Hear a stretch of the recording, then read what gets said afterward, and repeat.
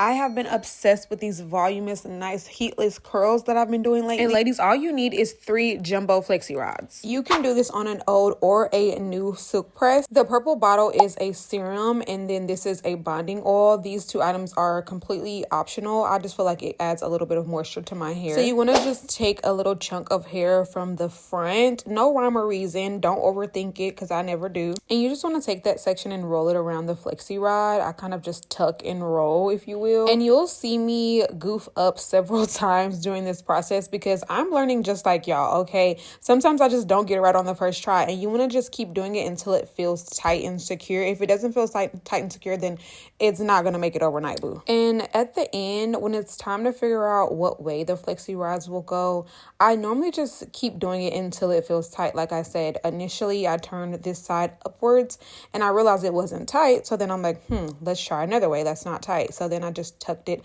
the opposite way, and then that's when I'm like, okay, it's tight, I can move on. Okay, so now I'm turning to the back to show you guys that I literally just did like a zigzag with my finger. I don't like to do a straight line because I saw this girl on TikTok say that you don't want it to just be like a straight line in the morning when you wake up. And as far as which way you turn the hair around the flexi rod, it's up to you.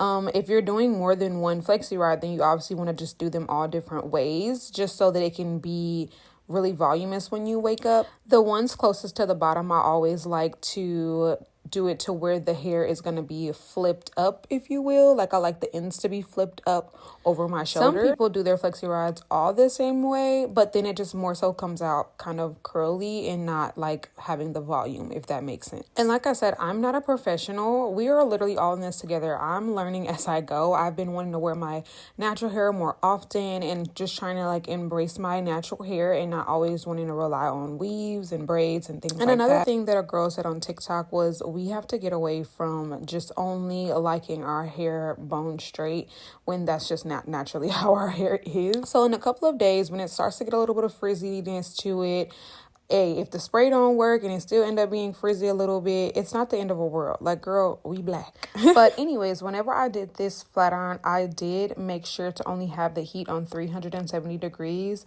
I do feel like I'm transitioning into like a straight natural, if you will. When I wash my hair, it still does revert back to my curl pattern because I do make sure to not put too much heat on my hair. I do every single year is fry my hair off from using the flat iron too often. So I'm trying not to do that this time around, and I feel like I've been really successful. Now the rods are all in, so I'm going in with some Kenra anti-humidity spray. This is optional, but that's something I like to do. And now I'm going in with the L'Oreal unscented hairspray just for a little bit of hold. Again, optional.